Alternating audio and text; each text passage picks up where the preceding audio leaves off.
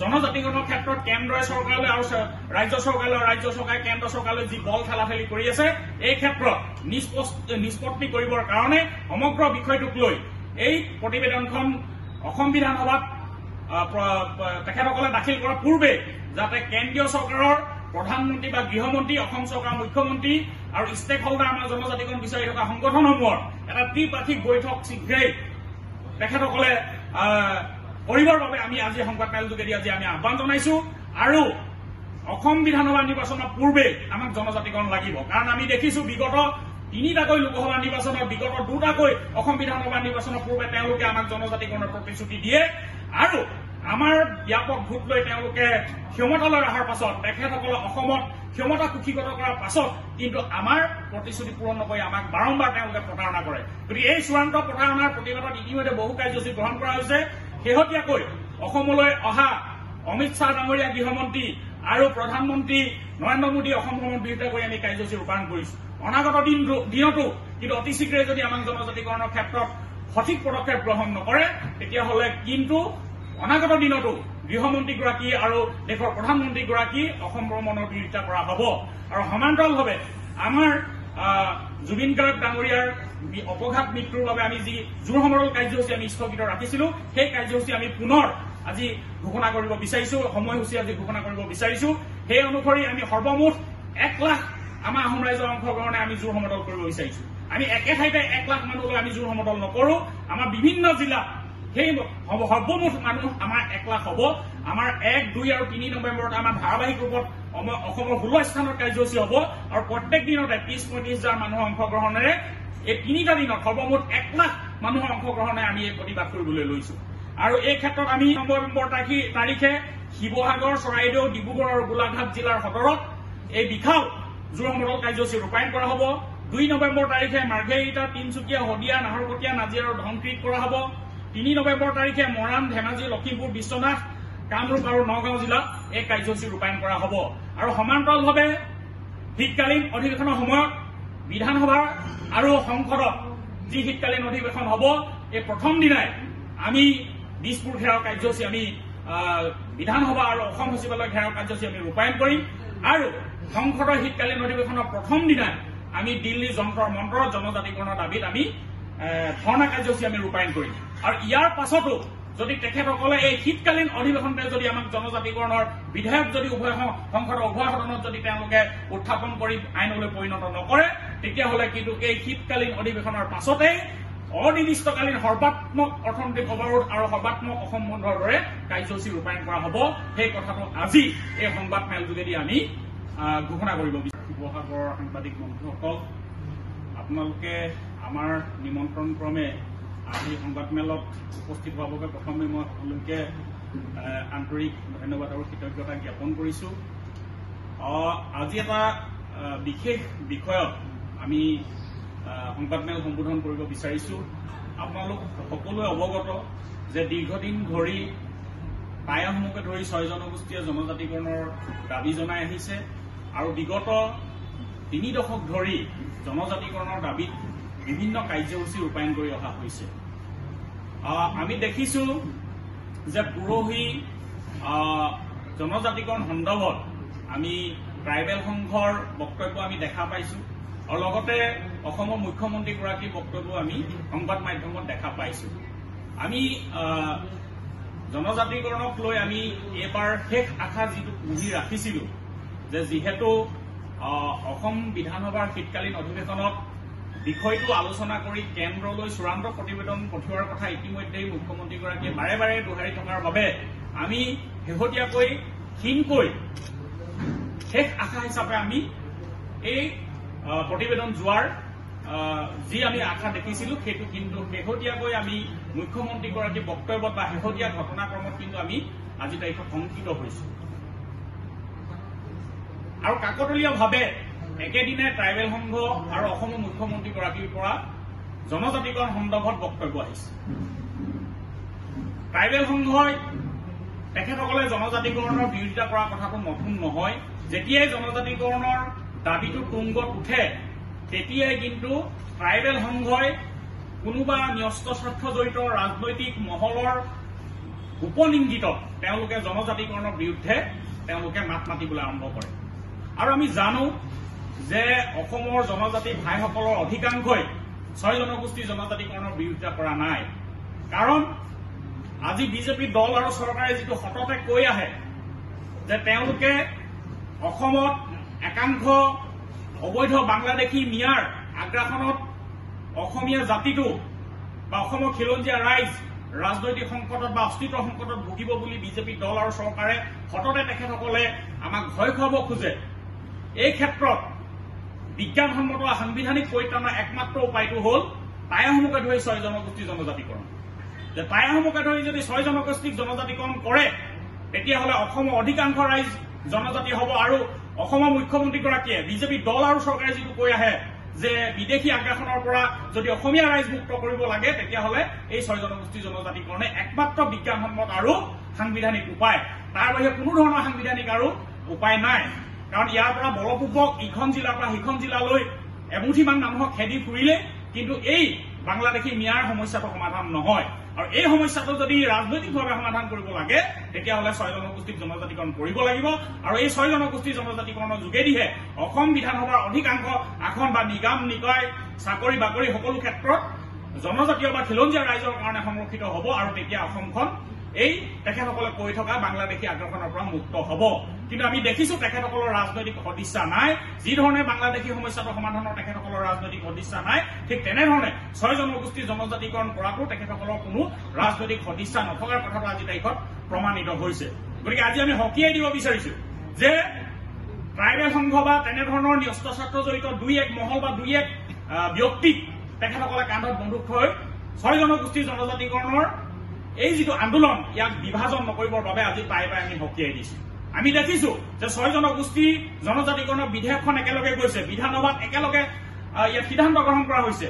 আৰু 6 জনগোষ্ঠীৰ মাজত প্ৰত্যেকটো জনগোষ্ঠীৰ জনজাতিকৰণৰ ক্ষেত্ৰত সমৰ্থন আছে। তাৰ পাছতো আমি দেখিছো অসমৰ মুখ্যমন্ত্ৰীগৰাকীয়ে কোনোবা জনগোষ্ঠী 100%, কোনোবা জনগোষ্ঠী 70%, কোনোবা জনগোষ্ঠী 50% আৰু কোনোবা জনগোষ্ঠী 30% সম্ভাৱনা থকাৰ কথা কয়। ইয়াতে শতাংশ থাকে নেকি? সম্ভাৱনাৰ ক্ষেত্ৰত শতাংশ থাকিবলগীয়া কোনো কথা নাই। আৰু আহোমসকলৰ ক্ষেত্ৰত কিন্তু তেওঁলোকে মুখ্যমন্ত্ৰী ৰহস্যজনকভাৱে কিন্তু নিয়োগ হৈ থাকে। আমি সিদ্ধান্ত দেখিলো মৰাণ মটকৰ ক্ষেত্ৰত তেখেতে 100% সম্ভাৱনাৰ কথা ক'লে, কোচ ৰাজবংশীৰ ক্ষেত্ৰত 70% সম্ভাৱনাৰ কথা ক'লে, চুতীয়া জনগোষ্ঠীৰ ক্ষেত্ৰত 50% তেখেতকৰ সম্ভাৱনাৰ কথা ক'লে। আজি চাহ জনগোষ্ঠী 112টা উপজাতি 36টা অৰ্থাৎ 30% সম্ভাৱনাৰ কথা ক'লে। কিন্তু আহোমৰ কথা ক'লে তেওঁ ৰহস্যজনকভাৱে নীৰৱ হৈ যায়। এই কথাবিলাক আমি টাই আহোম জনগোষ্ঠীয়ে কেতিয়াও মানি ল'ব নোৱাৰো। আৰু আমি টাই আহোম যুৱ পৰিষদে টাই আহোম জনগোষ্ঠী এই মতটোক আমি প্ৰতিনিধিত্ব কৰি আজি সংবাদমেল যোগে আমি স্পষ্ট কৰিছো যে তেওঁলোকে অতি শীঘ্ৰেই কেন্দ্ৰলৈ এই প্ৰতিবেদন পঠোৱা উচিত। যদি তেওঁলোকে কেন্দ্ৰলৈ প্ৰতিবেদন নপঠায়, তেওঁলোকে যদি ৰাজনৈতিক উদ্দেশ্য তেওঁলোকে যদি এই কাম কৰি থাকে, তেখেতসকলে যদি জনজাতিকৰণ নকৰে, কিন্তু টাই আহোম যুৱ পৰিষদে পূৰ্বতকৈ অধিক তীব্ৰ আৰু ভয়াৱহ গণতান্ত্ৰিক আন্দোলনৰ কাৰ্যসূচী কিন্তু আমি হাতত গ্ৰহণ কৰিম। জনজাতিকৰণৰ ক্ষেত্ৰত কেন্দ্ৰীয় চৰকাৰলৈ আৰু ৰাজ্য চৰকাৰে কেন্দ্ৰ চৰকাৰলৈ যি বল ঠেলাঠেলি কৰি আছে, এই ক্ষেত্ৰত নিষ্পত্তি কৰিবৰ কাৰণে সমগ্ৰ বিষয়টোক লৈ এই প্ৰতিবেদনখন অসম বিধানসভাত তেখেতসকলে দাখিল কৰাৰ পূৰ্বে যাতে কেন্দ্ৰীয় চৰকাৰৰ প্ৰধানমন্ত্ৰী বা গৃহমন্ত্ৰী, অসম চৰকাৰৰ মুখ্যমন্ত্ৰী আৰু ষ্টেক হোল্ডাৰ আমাৰ জনজাতিকৰণ বিচাৰি থকা সংগঠনসমূহৰ এটা ত্ৰিপাক্ষিক বৈঠক শীঘ্ৰেই তেখেতসকলে কৰিবৰ বাবে আমি আজি সংবাদমেল যোগেদি আজি আমি আহ্বান জনাইছো। আৰু অসম বিধানসভা নিৰ্বাচনৰ পূৰ্বে আমাক জনজাতিকৰণ লাগিব। কাৰণ আমি দেখিছো বিগত 3টাকৈ লোকসভা নিৰ্বাচনত, বিগত 2টাকৈ অসম বিধানসভা নিৰ্বাচনৰ পূৰ্বে তেওঁলোকে আমাক জনজাতিকৰণৰ প্ৰতিশ্ৰুতি দিয়ে। আৰু আমাৰ ব্যাপক ভোট লৈ তেওঁলোকে ক্ষমতালৈ অহাৰ পাছত, তেখেতসকলক অসমত ক্ষমতা কুক্ষিগত কৰাৰ পাছত কিন্তু আমাৰ প্ৰতিশ্ৰুতি পূৰণ নকৰি আমাক বাৰম্বাৰ তেওঁলোকে প্ৰতাৰণা কৰে। গতিকে এই চূড়ান্ত প্ৰতাৰণাৰ প্ৰতিবাদত ইতিমধ্যে বহু কাৰ্যসূচী গ্ৰহণ কৰা হৈছে। শেহতীয়াকৈ অসমলৈ অহা অমিত শ্বাহ ডাঙৰীয়া গৃহমন্ত্ৰী আৰু প্ৰধানমন্ত্ৰী নৰেন্দ্ৰ মোদী অসম ভ্ৰমণ বিৰোধিতা কৰি আমি কাৰ্যসূচী ৰূপায়ণ কৰিছো। অনাগত দিনতো কিন্তু অতি শীঘ্ৰে যদি আমাক জনজাতিকৰণৰ ক্ষেত্ৰত সঠিক পদক্ষেপ গ্ৰহণ নকৰে, তেতিয়াহ'লে কিন্তু অনাগত দিনতো গৃহমন্ত্ৰীগৰাকী আৰু দেশৰ প্ৰধানমন্ত্ৰীগৰাকী অসম ভ্ৰমণৰ বিৰোধিতা কৰা হ'ব। আৰু সমান্তৰালভাৱে আমাৰ জুবিন গাৰ্গ ডাঙৰীয়াৰ অপঘাত মৃত্যুৰ বাবে আমি যি জোৰ সমৰল কাৰ্যসূচী আমি স্থগিত ৰাখিছিলো, সেই কাৰ্যসূচী আমি পুনৰ আজি ঘোষণা কৰিব বিচাৰিছো, সময়সূচী আজি ঘোষণা কৰিব বিচাৰিছো। সেই অনুসৰি আমি সৰ্বমুঠ 1 লাখ আমাৰ আহোম ৰাইজৰ অংশগ্ৰহণে আমি জোৰ সমদল কৰিব বিচাৰিছো। আমি একে ঠাইতে 1 লাখ মানুহলৈ আমি জোৰ সমদল নকৰো। আমাৰ বিভিন্ন জিলাত সেই সৰ্বমুঠ মানুহ আমাৰ 1 লাখ হ'ব। আমাৰ 1, 2 আৰু 3 নৱেম্বৰত আমাৰ ধাৰাবাহিক ৰূপত অসমৰ 16 স্থানত কাৰ্যসূচী হ'ব আৰু প্ৰত্যেক দিনতে 30-35 হাজাৰ মানুহৰ অংশগ্ৰহণেৰে এই 3টা দিনত সৰ্বমুঠ 1 লাখ মানুহৰ অংশগ্ৰহণে আমি এই প্ৰতিবাদ কৰিবলৈ লৈছো। আৰু এই ক্ষেত্ৰত আমি নৱেম্বৰ তাৰিখে শিৱসাগৰ, চৰাইদেউ, ডিব্ৰুগড় আৰু গোলাঘাট জিলাৰ সদৰত এই বিশাল জোৰ সমদল কাৰ্যসূচী ৰূপায়ণ কৰা হ'ব। 2 নৱেম্বৰ তাৰিখে মাৰ্ঘেৰিটা, তিনচুকীয়া, শদিয়া, নাহৰকটীয়া, নাজিৰা আৰু ধনশিৰি কৰা হ'ব। 3 নৱেম্বৰ তাৰিখে মৰাণ, ধেমাজি, লখিমপুৰ, বিশ্বনাথ, কামৰূপ আৰু নগাঁও জিলাত এই কাৰ্যসূচী ৰূপায়ণ কৰা হ'ব। আৰু সমান্তৰালভাৱে শীতকালীন অধিৱেশনৰ সময়ত বিধানসভা আৰু সংসদত যি শীতকালীন অধিৱেশন হ'ব, এই প্ৰথম দিনাই আমি দিছপুৰ ঘেৰাও কাৰ্যসূচী আমি বিধানসভা আৰু অসম সচিবালয় ঘেৰাও কাৰ্যসূচী আমি ৰূপায়ণ কৰিম। আৰু সংসদৰ শীতকালীন অধিৱেশনৰ প্ৰথম দিনাই আমি দিল্লী যন্তৰ মন্তৰত জনজাতিকৰণৰ দাবীত আমি ধৰ্ণা কাৰ্যসূচী আমি ৰূপায়ণ কৰিম। আৰু ইয়াৰ পাছতো যদি তেখেতসকলে এই শীতকালীন অধিৱেশনতে যদি আমাক জনজাতিকৰণৰ বিধেয়ক যদি সংসদৰ উভয় সদনত যদি তেওঁলোকে উত্থাপন কৰি আইনলৈ পৰিণত নকৰে, তেতিয়াহ'লে কিন্তু এই শীতকালীন অধিৱেশনৰ পাছতেই অনিৰ্দিষ্টকালীন সৰ্বাত্মক অৰ্থনৈতিক অৱৰোধ আৰু সৰ্বাত্মক অসম বন্ধৰ দৰে কাৰ্যসূচী ৰূপায়ণ কৰা হ'ব। সেই কথাটো আজি এই সংবাদ মেল যোগেদি আমি ঘোষণা কৰিব বিচাৰিছো। ট্ৰাইবেল সংঘক প্ৰতিনিধিত্ব কৰা আদিত্য ঠাকৰে নামৰ মানুহজনৰ ব্যক্তিজনৰ একচুৱেলি প্ৰশ্ন উত্তৰ আমি আজি তাৰিখত দি থাকিব বিচৰা নাই। কাৰণ তেখেতৰ এটাই ইছ্যু 6 জনগোষ্ঠী জনজাতিকৰণ বিৰোধিতা কৰা। তাৰ বাহিৰে তেওঁ একো ইছ্যু অসমত নাই আৰু জনজাতি ৰাইজৰ একো তেওঁ বাকী সমস্যা দেখা নাপায়। প্ৰথম কথা সেইটো। আৰু তেখেতে আপুনি জানে শেহতীয়াকৈ যেতিয়া আমাৰ জনজাতি ভাইসকলক ভূমি উচ্ছেদ কৰিছিলে, সেই সময়ত কিন্তু ৰহস্যজনকভাৱে কিন্তু এই আদিত্য ঠাকৰে কিন্তু মনে মনে আছে। ট্ৰাইবেল বেল ব্লকত যেতিয়া কিছুমান মানুহক জোৰ জবজ সুমুৱাই দিছিলে চৰকাৰে, তেতিয়াও কিন্তু তেওঁলোকে মনে মনে আছিলে। গতিকে তেওঁ জনজাতি ৰাইজৰ পক্ষত নাই। আপুনি জানে কেতিয়াবা বিজেপি সপক্ষত কথা কয়, মাজতে তেখেতে কংগ্ৰেছ দলৰ তেখেতে ষ্টেট কমিটি সাধাৰণ সম্পাদকৰ পদো তেখেতে গ্ৰহণ কৰিছিল। গতিকে মানুহজন হ'ল ৰাজনৈতিক। গতিকে তেখেতক উত্তৰ দি তেখেতক হিৰ' বনোৱাৰ কোনো ধৰণৰ মানসিকতা আমাৰ নাই। আৰু দ্বিতীয়তে ট্ৰাইবেল সংঘ বা আমাৰ জনজাতি ভাইসকলৰ যিটো প্ৰশ্ন আছে, তেখেতসকলক সন্মান জনাই আমি কৈছো যে তেখেতসকলক ক্ষতি হ'ব নালাগে। আৰু আমি তাৰ দেখাই দিছো, হয় অল ইণ্ডিয়া লেভেলত বা সৰ্বভাৰতীয় পৰ্যায়ত ST এটা আছে, কিন্তু অসমত 2টা আছে, ST প্লেইন এণ্ড হিলছ। প্ৰয়োজন সাপেক্ষে আৰু এটা আমি 5টা বা 12টা গ্ৰুপ কৰিবৰ কাৰণে আমি কৈছো। আৰু এতিয়া 1.6% যিটো মিনা কমিউনিটিৰ কথা কৈছে, তেখেতসকলে প্ৰায় 90% সৰ্বভাৰতীয় পৰ্যায়ৰ প্ৰতিযোগিতামূলক চাকৰিবিলাক বা পদবিলাক তেওঁলোকে পায়। সেই ক্ষেত্ৰত আজি তাৰিখতো তেওঁলোকে কম্পিট কৰিব পৰা নাই। গতিকে অসমৰ ক্ষেত্ৰত তেওঁলোকক কোনো ধৰণৰ হানি বিঘিনি নোহোৱাকৈ আমি এটা বেলেগ প্ৰয়োজন সাপেক্ষে আমি ভয়ামনুচিত জনজাতিয়ে বিচাৰিছো, প্ৰয়োজন সাপেক্ষে আৰু এটা আমি গ্ৰুপ কৰিব পাৰো য'ত তেওঁলোকৰ ক্ষতি নহয়। আৰু দ্বিতীয়তে অল ইণ্ডিয়া লেভেলত তেখেতসকলৰ লগত আমি একেলগে মিনা জনগোষ্ঠীৰ লগত আমি কম্পিটিশ্যনত যাম। গতিকে এতিয়াওতো তেওঁলোকে মিনা জনগোষ্ঠীক পৰাজিত কৰিব পৰা নাই। আৰু সংবিধানে এক্সক্লুজনৰ কথাও কৈছে, আমি ইনক্লুজনৰ কথা কৈ আছো। আজিলৈকে আমি কিন্তু এক্সক্লুজনৰ কথা কোৱা নাই, আমি 6 জনগোষ্ঠীক ইনক্লুজনৰ কথা কৈ আছো। কিন্তু 20 বছৰ, 25 বছৰ, 30 বছৰ পাছত এই সুবিধা ভোগ কৰাৰ পাছত যিসকল জনজাতিয়ে আগবাঢ়ি গৈছে, তেওঁলোকক এক্সক্লুড কৰি কিন্তু ইনক্লুড কৰাৰ ব্যৱস্থাও কিন্তু সংবিধানে ৰাখিছে। আমি কিন্তু আজি তাৰিখত এক্সক্লুজনৰ কথা কোৱা নাই, আমি ইনক্লুজনৰ কথা কৈছো। কাৰণ আমি ইনক্লুচিভ ৰাজনীতিত আমি বিশ্বাস কৰো, আমাৰ স্বৰ্গদেউসকলে ইনক্লুচিভ ৰাজনীতিত বিশ্বাস কৰিছিলো। এই কথাবিলাক আমি কৈছো আৰু অধিকাংশ কিন্তু জনজাতি ভাইসকলে কিন্তু এই ক্ষেত্ৰত সহমৰ্মিতা প্ৰকাশ কৰিছে। কিন্তু ট্ৰাইবেল সংঘৰ নামত মুষ্টিমেয় 2-4জন লিডাৰৰ বাহিৰে আপুনি বাকীসকলে কিন্তু এনেধৰণৰ আপোনালোকে যদি চাই, মই বাকী সংগঠনসমূহৰ কথা মই নিশ্চয় ক'ব নোৱাৰিম। আপোনালোকে যদি চাই 2021 চনৰ বিধানসভা নিৰ্বাচনৰ পাছত যেতিয়া অসমত দ্বিতীয়বাৰৰ বাবে চৰকাৰ গঠন কৰিলে, খুব সম্ভৱ মোৰ যদি ভুল হোৱা নাই মে-জুন মানত 2021 চনৰ। কিন্তু আপোনালোকে যদি চাই, আপোনালোকে যদি যোৱা 5 বছৰলৈ ঘূৰি চাই, কিন্তু আমি 2021 চনৰ অক্টোবৰ মাহৰ পৰাই ধাৰাবাহিক ৰূপত কাৰ্যসূচী কৰিছো। আৰু এইবছৰৰ প্ৰাৰম্ভণি 4 জানুৱাৰী তাৰিখৰ পৰা আমি কণ্টিনিউৱাছলি প্ৰগ্ৰেম আমি কৰি আহিছো। আৰু এইটো হয়, নিৰ্বাচনৰ সময়ত কিছু প্ৰেছাৰ আমি বেছিকে দিওঁ। কিয় বেছিকে দিওঁ? কাৰণ নিৰ্বাচনৰ সময়ত চৰকাৰক আমি হলঠেকত পেলাব। আৰু আগতে আমাৰ এটা কথা আছিলে ন' ST ন' ৰেষ্ট, এতিয়া আছে আমি ন' ST ন' ভোট। আগতে তেওঁলোকে কয় যে আপোনালোকে আমাক ভোট দিয়ক, তোমালোকক আমি জনজাতিকৰণ কৰি দিম, 6 জনগোষ্ঠীক জনজাতিকৰণ কৰি দিম। এতিয়া কিন্তু আমাৰ টাইসমূহৰ টাইৰ পৰা এটাই মত যে নিৰ্বাচনৰ পাছলৈ কোনো কামত নৰওঁ। যি দিব লাগিব আগত দিব লাগিব।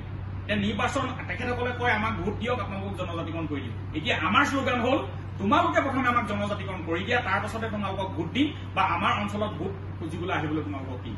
কিন্তু অন্যথা তোমালোকৰ নিৰ্বাচনী প্ৰচাৰ সভাটো আমি বাধা দিবলৈ আমি উদ্যত হম। কথা কলো, নিৰ্বাচনৰ পূৰ্বে যদি তেখেতসকলে এটা সঠিক সিদ্ধান্ত গ্ৰহণ নকৰে, পদক্ষেপ গ্ৰহণ নকৰে, কাৰণ ইতিমধ্যে আজি তাৰিখত 2019 চনৰ 11 জানুৱাৰী তাৰিখে উচ্চ সদনত ৰাজ্যসভাত বিল উত্থাপন হৈ আছে। মাত্ৰ এটা প্ৰতিবেদন অসম চৰকাৰৰ পৰা যাব লাগে, সেই প্ৰতিবেদনটো হ'ল যে 6 জনগোষ্ঠী আমাৰ যিটো কোৱান্টাম অফ ৰিজাৰ্ভেশ্যন, আমাৰ সংৰক্ষণৰ ব্যৱস্থাটো কি হ'ব, সেই মাত্ৰ এটা প্ৰতিবেদন তেওঁলোকে দিয়া নাই। যিটো প্ৰতিবেদন দিয়াৰ চূড়ান্ত তাৰিখ আছিলে 30 অক্টোবৰ 2020 চন। গতিকে তেওঁলোকে বাৰম্বাৰ হেমাহি কৰি আছে, তাৰ ওপৰত আমি প্ৰেছাৰ ক্ৰিয়েট কৰি আছো। আৰু এইবাৰ আহোম ৰাইজৰ মাজত এটা কথা চলিছে, 6 জনগোষ্ঠী কোনোবা ৰাইজৰ মাজত এটা গুণগুণনি চলিছে যে যদি এইবাৰ তেওঁলোকে নিৰ্বাচনৰ পূৰ্বে নকৰে, আমি নিৰ্বাচনৰ পাছলৈ ৰব নালাগে। নিৰ্বাচনৰ পূৰ্বে আমি বিকল্প প্ৰয়োজন সাপেক্ষে বিকল্প ৰাজনীতিৰ কথাও আমাৰ মানুহে চিন্তা কৰিব লাগে। তেনেধৰণৰ কথা আলোচনা হৈছে। আৰু এই বিষয়টো আমি যিহেতু সংসদৰ শীতকালীন অধিৱেশনলৈকে আমি ৰাজনৈতিক সিদ্ধান্ত আমি লোৱা নাই, আমি এতিয়া এটা প্ৰেছাৰ গ্ৰুপ হিচাপে আমি প্ৰেছাৰ ক্ৰিয়েট কৰি আছো। কিন্তু আমি যদি দেখো শীতকালীন এখনে অধিৱেশন আছে অসম বিধানসভাৰ নিৰ্বাচনৰ পূৰ্বে, যদি সংসদৰ শীতকালীন অধিৱেশনত যদি বিল উত্থাপন নহয়, নিশ্চয় টাই আহোম ৰাইজ বা অন্যান্য ৰাইজ বিকল্প ৰাজনীতিৰ দিশলৈ নিশ্চয় যাব। আৰু সেই আলোচনাবিলাক ইতিমধ্যে আমাৰ মাজত আৰম্ভ হৈছে।